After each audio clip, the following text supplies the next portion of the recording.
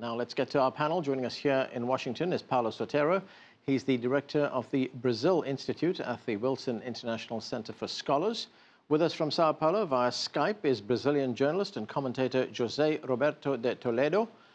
Also joining us is Otaviano Canuto. He's the executive director at the World Bank. Thanks to all of you for being with us. José, let me start with you. So we have Michel Temer claiming that he did nothing wrong, but there seems to be evidence emerging all the time that could point in another direction. Question is, how much political trouble is Michel Temer in right now? He is, in my opinion, falling. The matter is how fast he is going to fall. He's trying to control, like he has a parachute, trying to control where he's going to land, when he's going to land.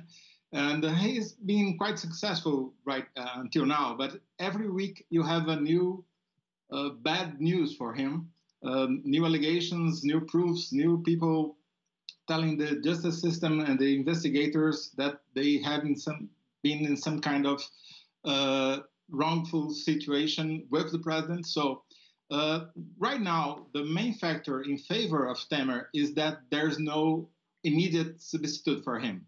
He's already the vice president who took the job. So in this situation, everybody wants to be the next president. So they can't get an agreement who is going to be the next guy in the same seat. And that works for him, because until you don't have some kind of consensus or majority about who is going to be the next president, he will remain in his seat. Paulo, you are a close observer and monitor of what goes on in Brazil, especially politically. How strong is the evidence against Temer, and does it point to the fact that his days could be numbered? No, I think so. He was the episode that incriminates he incriminates himself, is one in which the owner of this meatpacking company visits him late at night at the presidential residence, wearing a tape recorder, and reports to him a series of initiatives he has been taking in order to obstruct justice. Clearly, and the president, who is a professor of constitutional law, doesn't say anything. Obviously, he should have told the man that he was committing crimes and that he should have invited him out and called the police. That's what a citizen with a bit of love of country and a sense of decency would do. And the president, I don't know. I don't think he is recoverable. He can linger there. The irony is that the longer that he lingers there, the lower the chances of approval of his agenda, which was an agenda of some economic reform, very important to the country, starting with Social Security reform that could give some push to the recovery that seemed to be happening after the worst recession in Brazilian history. So it is a very unfortunate situation. I don't think the president can recover from this. I am with Toledo on that. Okay, now let's bring in attorney and legal consultant Fernando Marcato. He joins us from Sao Paulo.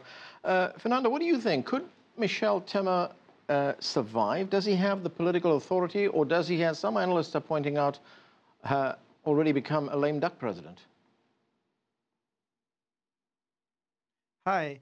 Well, actually, as Professor said, there is a very difficult situation for him, but we must bear in mind as well that in Brazil, to take out the president, we would have three paths to take him out: through an impeachment that will be judged or voted by the Congress, through the Electoral Tribunal, or through the Supreme Court under allegations that he committed a common crime. Although these are possible ways, in the three spheres, it's not that easy for them to move on. When you take the Congress and the impeachment path, Mr. Temer still has some support and also he's still in his seat, so he can use his power to bargain some support, at least to keep his position, even if it's harder for him to approve more unpopular measures. On the electoral tribunal side, it seems, and there is a possibility that next week one of the judges will request more time to judge, and then the process will be suspended. So there is a possibility that this process be suspended, and then if it's suspended for, let's say, 6 months or 7 months, we cannot forget that in April, elections discussions will start already, and then maybe no one will be pretty much interested in taking him out of the seat. And in the Supreme Court, where he can be judged for normal crimes, for corruption or obstruction of justice, there are some rumors that even Supreme Court judges might be involved in corruption scandals.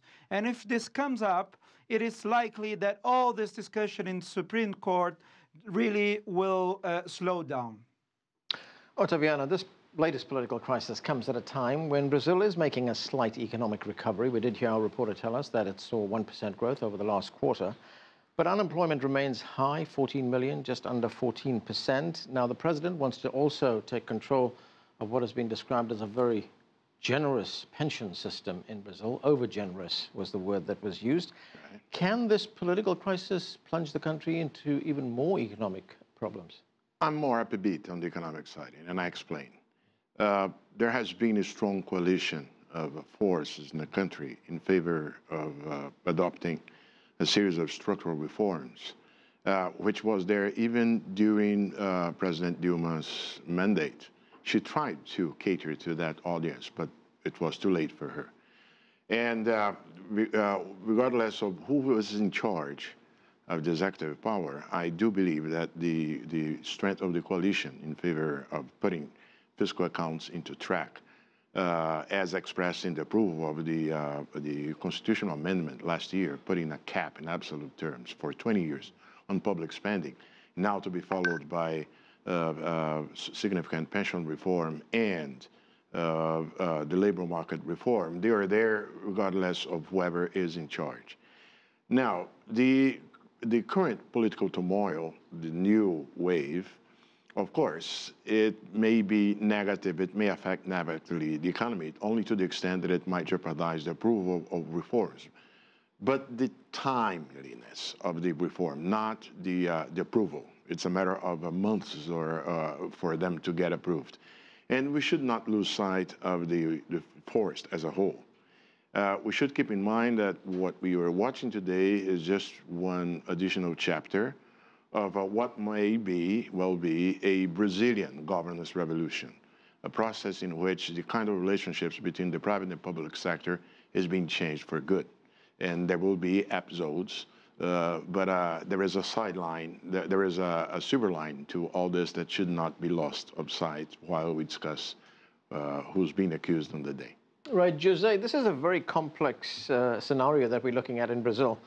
Help us unpack some of it. You know, as Paulo Sotero told us just now, there is a recording, a secret recording at the center of the scandal that was made by someone surreptitiously carrying a wire into a meeting. What exactly is on this tape recording, and how does it implicate the president in the scandal?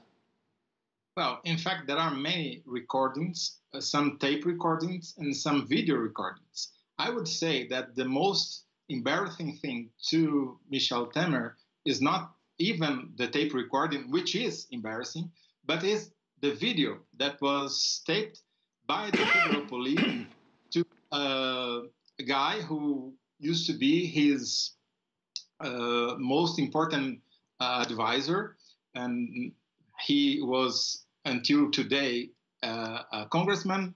Today he's not anymore. That's a little complicated, but maybe I can explain later. But the fact is, this guy was taped by the federal police taking a bribe of $500,000, which will be like $150,000 in a bag.